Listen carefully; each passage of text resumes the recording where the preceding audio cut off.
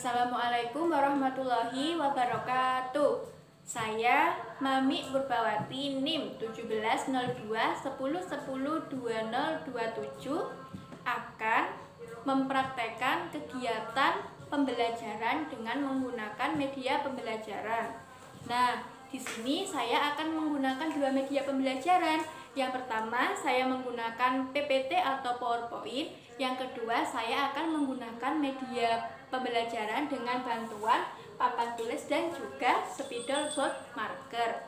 Nah, untuk materi yang akan saya ajarkan adalah terkait dengan materi aplikasi hukum Newton, yaitu yang saya ajarkan terkait dengan aplikasi hukum Newton pada bidang miring dan aplikasi hukum Newton pada katrol. Untuk pada bidang miring yang dianalisis adalah bidang miring licin dan bidang miring kasar. Terima kasih. Selamat menyaksikan. Wassalamualaikum warahmatullahi wabarakatuh.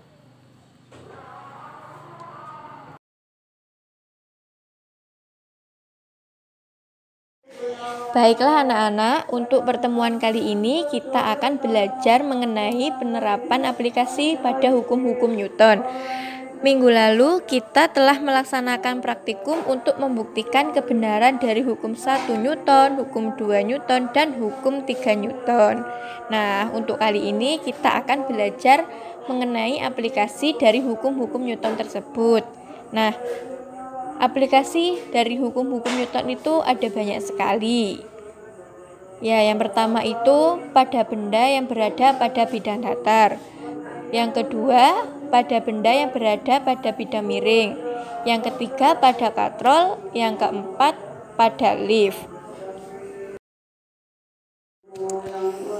Telah diketahui bahwa setiap benda yang bergerak pasti dia mempunyai percepatan. Nah, tadi kan di aplikasi hukum Newton itu kan ada beberapa kejadian ya. Ada benda yang pada bidang datar, ada benda yang berada pada bidang miring, dan ada benda pada sebuah katrol, dan ketika ada orang atau benda yang berada di dalam lift. Nah, pastikan ada caranya untuk menghitung besarnya percepatannya. Untuk mengetahui bagaimana cara menghitung besarnya percepatannya, kita akan belajar pada pertemuan kali ini. Oke, yang pertama kita akan belajar untuk menghitung besarnya percepatan suatu benda yang berada pada bidang datar. Nah, pada gambar sudah jelas kan? Ada sebuah balok yang berada di atas bidang datar. Nah, pada bidang datar itu dikenai sebuah gaya F. Kita ketahui ketika ada suatu benda diletakkan pada suatu bidang, maka pada benda tersebut akan mengalami yang namanya gaya berat W dan gaya Newton N. Nah, ketika pada benda diletakkan pada bidang datar, yang kita kaji itu ada dua, yaitu permukaan bidang datarnya, licin ataukah kasar. Untuk bidang datar licin, nilai percepatannya bisa dihitung dari A sama dengan besarnya gaya dibagi dengan massa. Terus kemudian untuk benda yang licin, itu tadi kan untuk benda yang licin. Kemudian untuk benda yang kasar diperoleh dari A percepatan sama dengan selisih dari gaya dibagi dengan massa. Nah, selisih dari gaya itu gaya apa? Yaitu gaya yang bekerja pada suatu benda dan gaya gesek. Nah, kemarin kita kan telah belajar ketika permukaan suatu benda yang bergesekan itu kasar, maka akan terjadi sebuah gaya yang dinamakan dengan gaya gesek. Nah, pada gambar yang 3 gambar di bawah itu adalah pengembangan dari konsep-konsep benda yang berada pada bidang datar. Yang gambar yang pertama itu ada 2 benda diletakkan di bidang datar kemudian diikatkan tali. Nah, di situ nantinya terdapat gaya tegangan tali T1 dan T2.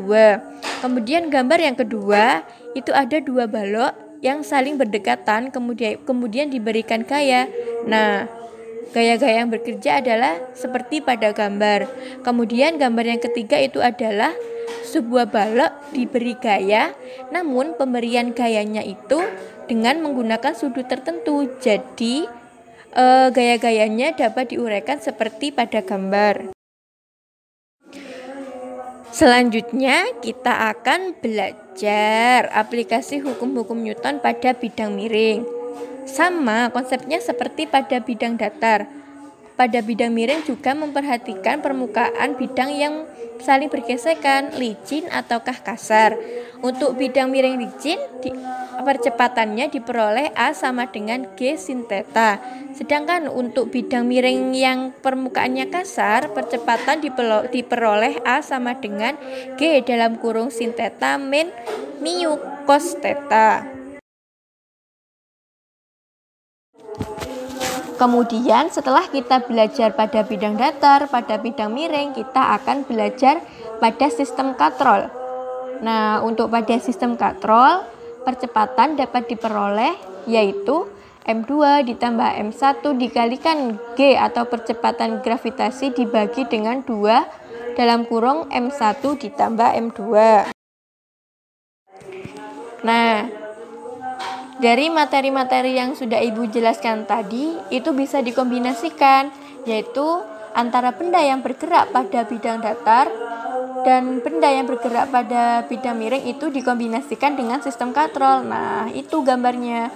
Gambar yang pertama dan gambar yang kedua. Untuk gambar yang pertama itu, benda yang bergerak pada bidang datar dikolaborasikan dengan sistem katrol. Untuk yang kedua itu, benda yang bergerak pada bidang datar dikolaborasikan dengan sistem katrol, kemudian dikolaborasikan dengan benda yang bergerak pada bidang miring. Oke, yang terakhir kita akan belajar terkait dengan penerapan hukum Newton atau aplikasi hukum Newton yang melibatkan seseorang yang berada di dalam lift. Nah, untuk bagian dari lift itu sendiri, kita itu di sini ada 3 keadaan. Yang pertama, ketika lift itu dalam keadaan diam atau dalam kecepatan tetap. Keadaan yang kedua, lift itu dipercepat ke atas. Keadaan ketiga, lift itu dipercepat ke bawah. Nah, untuk keadaan yang pertama itu,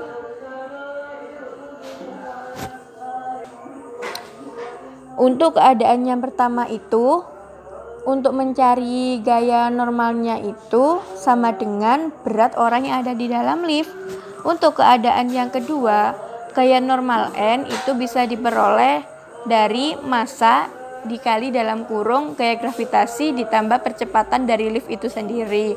Untuk keadaan yang ketiga, bisa diperoleh dengan gaya normal sama dengan massa dikali dengan gaya gravitasi dikurangi percepatan dari lift itu sendiri. Nah, dari situ nanti kita bisa mengetahui nilai percepatan dari lift yang bergerak, baik itu dari lift yang diam, lift yang dipercepat ke atas, dan lift yang dipercepat ke bawah. Oke, tadi kan sudah dipaparkan terkait dengan rumus-rumus untuk mencari percepatan suatu benda yang berada pada bidang datar, pada bidang miring, pada sistem katrol, dan pada sebuah lift. Nah, pastikan penasaran kan bagaimana prosesnya sampai memperoleh persamaan percepatan baik itu pada bidang datar, bidang miring, pada katrol, dan pada lift. Untuk menjawab rasa penasaran itu, maka Ibu akan menjelaskan langkah-langkah untuk menemukan persamaan dari percepatan pada masing-masing keadaan tadi. Nah, untuk pertemuan kali ini Ibu akan menjelaskan terkait dengan persamaan pada bidang miring dan persamaan pada sistem katrol. Baik anak-anak, kemarin kan kita sudah belajar mengenai tentang gaya dan jenis-jenis gaya beserta aplikasinya pada kehidupan sehari-hari. Kemudian kita sudah belajar gaya normal, gaya berat, gaya gesek. Terus kemarin juga kita telah praktikum mengenai hukum 1 Newton, 2 Newton, dan hukum 3 Newton. Ada yang masih ingat untuk persamaannya hukum 1 Newton? Ya, betul. Untuk persamaan hukum 1 Newton yaitu sigma F sama dengan 0. Untuk 2 Newton, sigma F sama dengan M dikali dengan A. Untuk hukum 3 Newton, sigma F aksi sama dengan min sigma F reaksi. Ada yang masih ingat maksudnya itu apa? Nah, untuk hukum 1 Newton, sigma F sama dengan 0 berarti benda dalam keadaan kelembaman atau inersia. Kalau yang hukum 2 Newton, sigma F sama dengan M dikalikan A berarti benda saat bergerak. Oke, kalau kalian masih ingat. Sekarang Ibu akan menjelaskan terkait dengan aplikasi dari hukum-hukum Newton. Aplikasi hukum Newton itu banyak sekali. Yang pertama, pada benda yang diletakkan pada bidang datar. Yang kedua, pada benda yang diletakkan pada bidang miring. Dan yang ketiga, pada katrol. Yang keempat, pada lift. Dan yang kelima, pada benda yang diikat dengan sebuah tali. Nah, untuk pertemuan kali ini kita akan membahas terkait aplikasi hukum Newton pada bidang miring dan pada katrol. Yang pertama kita akan membahas terkait dengan aplikasi hukum Newton pada bidang miring. Di sini yang kita akan pelajari yaitu menentukan A. Apa A itu? A adalah percepatan.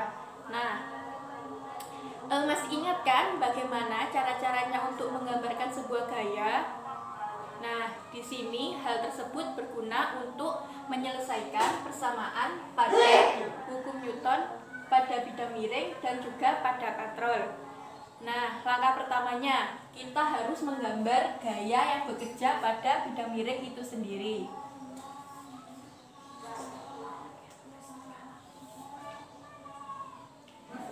Pertama, di sini kan ada sebuah bidang miring, kemudian di sini ada balok bermassa. Nah, di sini kita akan mengkaji dua hal yang terjadi pada benda yang berada pada bidang miring. Yang pertama kita kaji adalah bidang miringnya, yaitu bidang miring yang licin. Yang kedua itu adalah bidang miring yang kasar.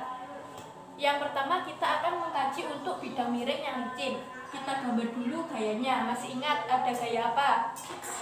Ya, di sini ada gaya berat. Kita gambar. Masih ingat gaya berat pada bidang miring gimana? Yaitu menuju pusat bumi. Kita gambar dulu gaya beratnya. Kita ambil titik tengah di sini. Kita gambar gaya beratnya. Nah, berat dilambangkan dengan W. Nah, karena ini pada bidang miring, berarti dia mempunyai sudut tertentu. Sudutnya kita lambangkan dengan theta. Nah, kemudian masih ingat kan ketika kita belajar mengenai gaya yang membentuk sudut, berarti kita uraikan terlebih dahulu. Baiklah, kita uraikan dulu ke sumbu X. Nah, sumbu X di sini kan? Sumbu X. Aduh. Nah, kita uraikan pada sumbu X. Kemudian kita uraikan pada sumbu Y.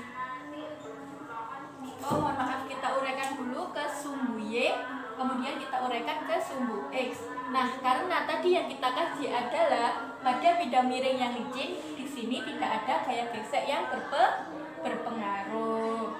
Nah, masih ingat kan aturan sinus? Jadi, di sini bisa kita uraikan menjadi W cos theta, di sini menjadi W sin theta. Masih ingat kenapa kok di sini pakai cos, kok di sini pakai sin? Masih ingat apa tidak?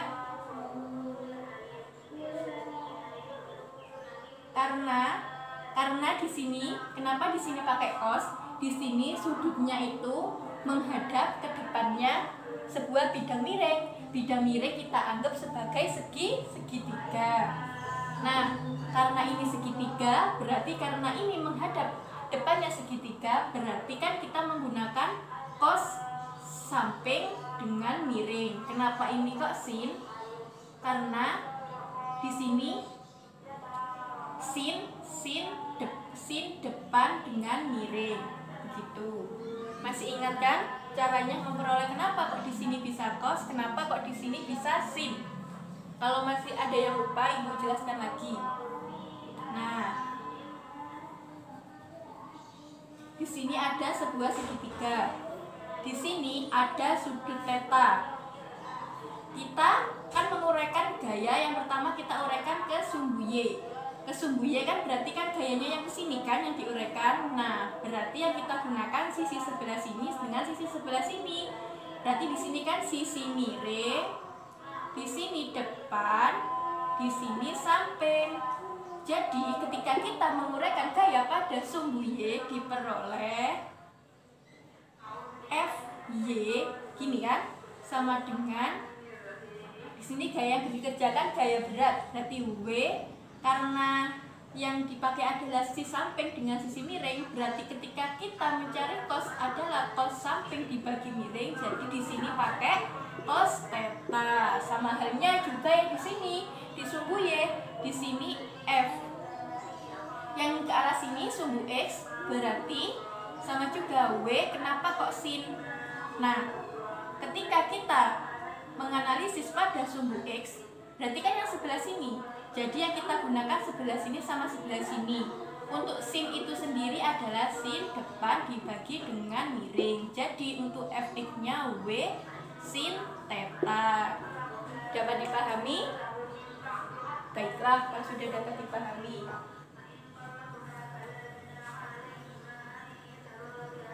kita balik lagi kepada bidang miringnya. Kita tulis saja ya di sini. FY tadi apa? W cos theta. Untuk Fx tadi W sin theta.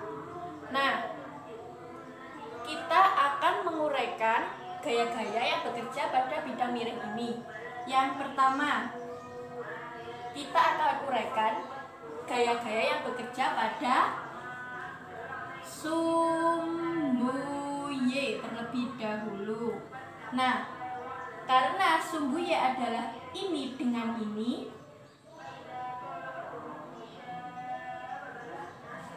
jadinya di sini jangan lupa juga ada gaya normal. Nah, ada gaya normal. Sumbu Y kita menggunakan persamaan sigma F sama dengan 0. Kenapa kok sama dengan 0? Karena tidak terjadi gerakan secara vertikal. Makanya pakai sigma F sama dengan 0. Baiklah, kita masukkan gaya-gaya yang bekerja pada sumbu Y. Sigma F sama dengan 0. Apa aja gayanya yang bekerja pada sumbu Y? Di sini ada gaya normal dan gaya yang bekerja ke bawah atau FFY.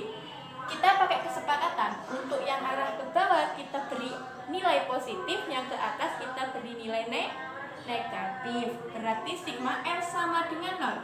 Di sini ada FY positif dikurangi gaya normal sama dengan 0. Berarti gaya normal itu sama dengan FY atau sama dengan W cos theta. Bagaimana, dapat dipahami? Baiklah, kalau sudah bisa dipahami, kemudian kita akan menganalisis pada bagian sumbu X atau bagian sumbu horizontal. Sumbu X. Di sini kita pakai sigma F sama dengan M dikali A. Kenapa kok kita pakai sigma F sama dengan M dikali A? Karena di sini arahnya horizontal. Di sini terjadi pergerakan yaitu pergerakan dari balok itu sendiri. Nah, baiklah, kita mulai masukkan ya gaya-gayanya. Di sini sigma F sama dengan M dikalikan A. Sigma F gayanya apa saja? Nah, tadi kan di sini kita menganalisisnya pada bidang miring yang licin. Jadinya gaya gesek diabaikan atau gaya gesek sama dengan 0. Berarti di sini gaya yang bekerja pada sumbu horizontal hanya W sin theta. Berarti W sin theta sama dengan M dikalikan dengan A. Nah, dari sini kita bisa memperoleh percepatannya balok yang jatuh itu berapa. Maksudnya balok yang bergerak dari sini itu tadi. Nah, kita tahu bahwa W itu adalah gaya berat. Mas ingat rumusnya gaya berat apa? Iya betul, gaya berat sama dengan massa dikalikan percepatan gravitasi. Kita masukkan massa percepatan gravitasi sin theta. Di sini ada massa, ada percepatan. Nah, di sini kan ada besaran yang sama, yaitu besaran massa. Kita bisa coret, kita bisa coret. Jadi di sini tinggal G sin theta sama dengan A. Jadi percepatannya sama dengan A G sin theta. Diingat-ingat, ini adalah percepatan ketika baloknya dalam keadaan licin. Nah, pasti kalian bertanya-tanya, kenapa Bu kok kita repot-repot nyari gaya normal? Mana tadi? Di sini kita nyari gaya normal untuk apa? Nah, kasusnya kita mencari gaya normal kita untuk menyelesaikan pada mencari percepatan pada balok yang kasar. Nah, dapat dipahami untuk balok yang licin? Nah, baiklah. Kalau sudah dapat dipahami, Ibu akan melanjutkan untuk menganalisis pada balok yang kasar.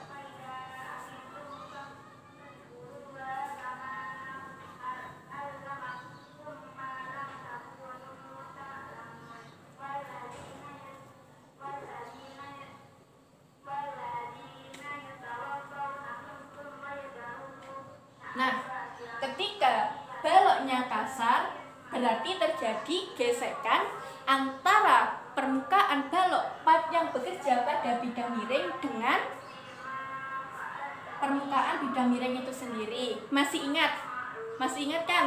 Ketika ada dua permukaan yang saling bersentuhan, berarti di situ terjadi sebuah gaya, yaitu gaya gesek. Nah, masih ingat gimana arahnya gaya gesek? Arahnya gaya gesek itu berlawanan dengan arah gaya yang bekerja pada suatu benda. Berarti gaya geseknya arahnya ke atas sini. Nah, di sini ada gaya gesek. Nah, ada gaya gesek. Kita lambangkan dengan F kecil. Tadi di sini kita sudah mengetahui bahwa nilai N-nya sama dengan Fx atau W sin theta. Gini kan? Kita pindah aja ke atas.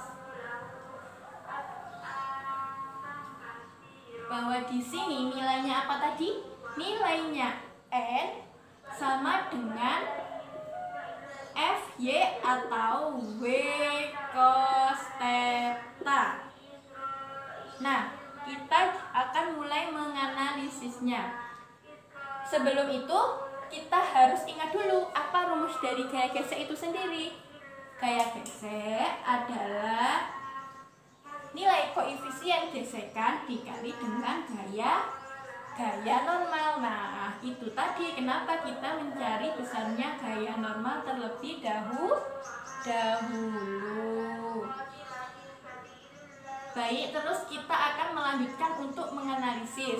Sama seperti yang tadi, yang pertama kita akan menganalisis pada gaya di sumbu Y terlebih dahulu. Sama seperti yang tadi, kita menggunakan sigma F sama dengan 0. Kita masukkan sekarang ya, sigma F sama dengan 0. Gayanya apa tadi yang bekerja? Ada gaya yang ke bawah dan ada gaya normal.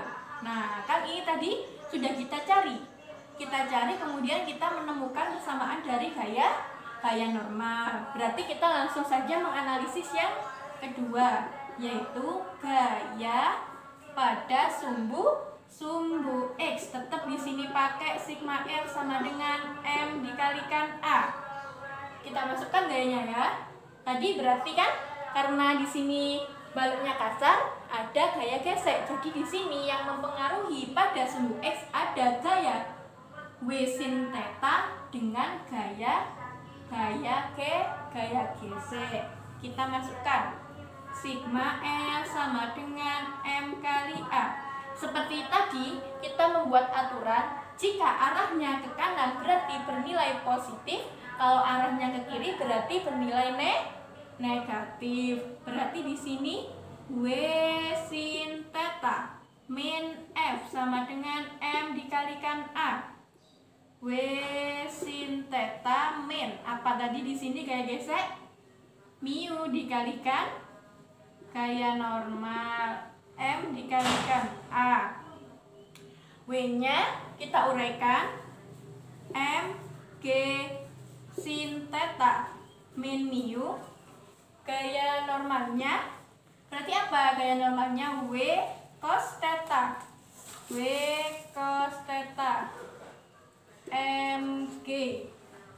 Di sini tetap kita tulis MG sin theta min mu. Kita tulis juga di sini gaya berat MG cos theta sama dengan MG. Nah, di sini ada besaran yang sama yaitu besaran M. Kita coret besaran M. Nah, kita coret besaran M. Berarti ketika kita sudah mencari besaran M, di sini tinggal G sin theta min mu G cos theta sama dengan A. Nah, karena kita mencari percepatan, jadi A sama dengan G sin theta min mu G cos theta.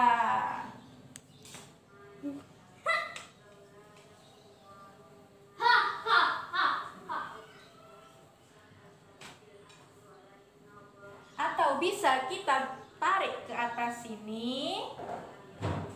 A sama dengan di sini kan ada G, jadinya G kita keluarkan G dalam kurung sin theta min mu cos theta. Nah, jadi untuk persamaan pada bidang miring yang kasar yaitu diperoleh A sama dengan G dalam kurung sin theta min mu cos theta.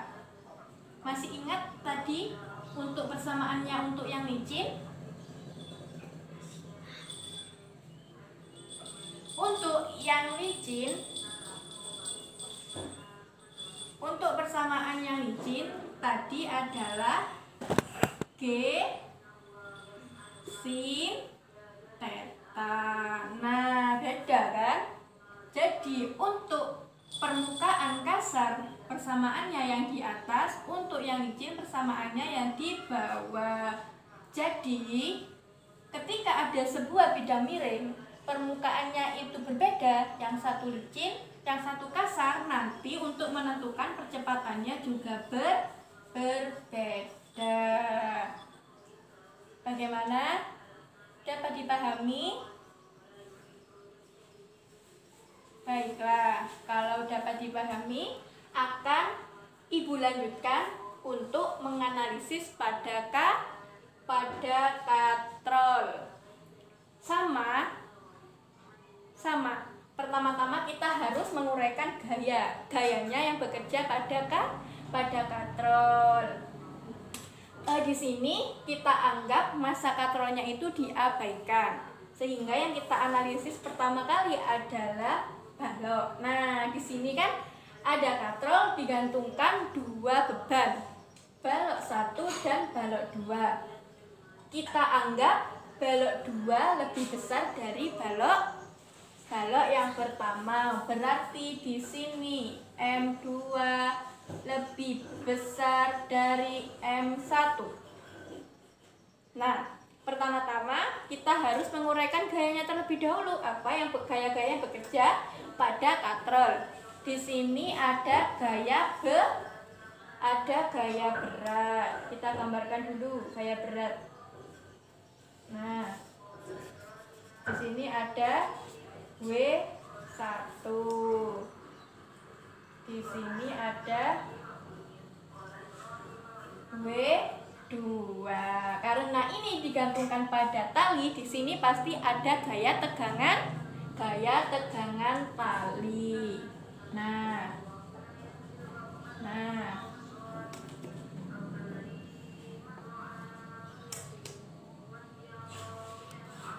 Ini gaya tegangan tali 1, ini gaya tegangan tali 2. Karena katrol diabaikan masanya, di sini kita sepakati bahwa T1 sama dengan T2. Nah, cara penyelesaiannya itu sangat-sangat mudah. Pertama-tama kita bagi dua dulu sistem ini. Ini sistem 1, di sini sistem 2. Nah, seperti ini. Nah, yang sebelah sini adalah sistem 1, di sini adalah sistem 2. Kita analisis dulu yang sistem 1. Nah, sistem 1 kita menggunakan persamaan seperti ini. Ini sistem 1. Persamaannya itu sigma F sama dengan M dikalikan A. Kenapa kok pakai sigma F sama dengan M dikalikan A? Karena sistem ini bergerak. Nah, oh iya, tadi ada yang terlupa. Karena M2 lebih besar dari M1, berarti bendanya bergerak ke arah M2. Kita sepakati ketika gayanya searah dengan percepatan berarti bernilai positif, ketika berlawanan arah dengan kecepatan bernilai negatif. Nah, kita analisis gayanya. Di sini sigma F sama dengan M kalikan A. Kita perhatikan di sistem 1. Gayanya ada gaya apa saja? Ada gaya berat W1 dan ada gaya tegangan tali T1. Berarti min W1 plus T1 sama dengan M dikalikan dengan A. Di sini berarti kemudian kita uraikan W1 berarti adalah M1 kali G plus T1 sama dengan M kali A. Nah, di sini kita kasih sigma M. Sigma M. Berarti kalau sigma M, M1 ditambah M2. Nah, di sini T1 kita pindah ruas ke sini. Ini sigma M berarti M1 ditambah M2 dikalikan A. Ini negatif, pindah ke ruas ini menjadi positif. M1 kali dengan G. Nah, ini kita anggap persamaan 1. Terus kita akan lanjut pada persamaan 2. Persamaan 2 berarti sistem yang kedua. Tetap kita menggunakan sigma F sama dengan M dikalikan A. Ayo kita masukkan gayanya apa aja. Sigma F sama dengan M kali A. Kita perhatikan sistem 2. Tetap di sini ada W2, kemudian ada T2. Berarti di sini ada W2 min T2 sama dengan di sini sigma M. Sigma M berarti M1 plus M2 dikalikan A. Nah, W2, kalau W2 berarti M2 dikalikan G. Nah, tadi kan di sini sudah kita ketahui bahwa besarnya T1 sama dengan besarnya T2. Dari persamaan pertama kita sudah memperoleh besarnya T1. Langsung saja kita masukkan ke sini. Berarti min M1 plus M2 A plus M1 kalikan G sama dengan M1 M2 kalikan A. Nah, yang ada komponen yang sama kita kumpulkan. Di sini ada komponen A, kita kumpulkan. Di sini ada komponen G, kita kumpulkan. Yang komponen G kita kumpulkan ke ruas sebelah kiri, yang ada komponen A-nya kita kumpulkan ke ruas sebelah kanan. Berarti jadinya M2G plus M1G. Nah, ini kan sama kan? Nah, ini kan sama, berarti bisa dijumlahkan jadinya 2 M1 plus M2 kalikan A. Nah, ini kan ada juga komponen yang sama, berarti G-nya kita keluarkan. M2, M1, 2, M2, M1 kalikan A. Berarti untuk mencari percepatan A sama dengan M2 plus M1 dibagi 2 M2 plus M1. Jangan lupa di sini dikalikan dengan G. G adalah percepatan gravitasi.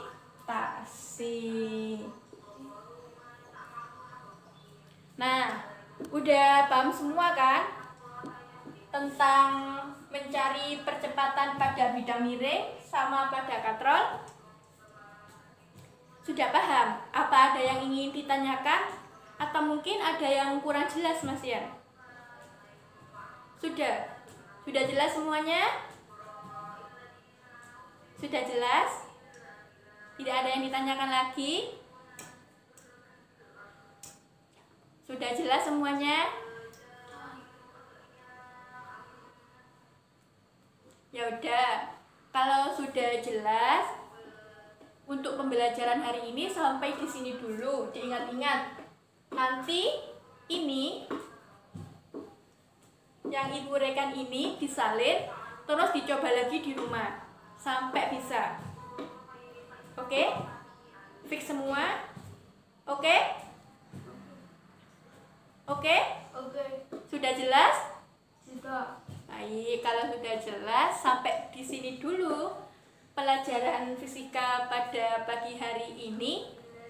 Kurang lebihnya Ibu mohon maaf, semoga ilmunya bermanfaat. Terima kasih. Wassalamualaikum warahmatullahi wabarakatuh.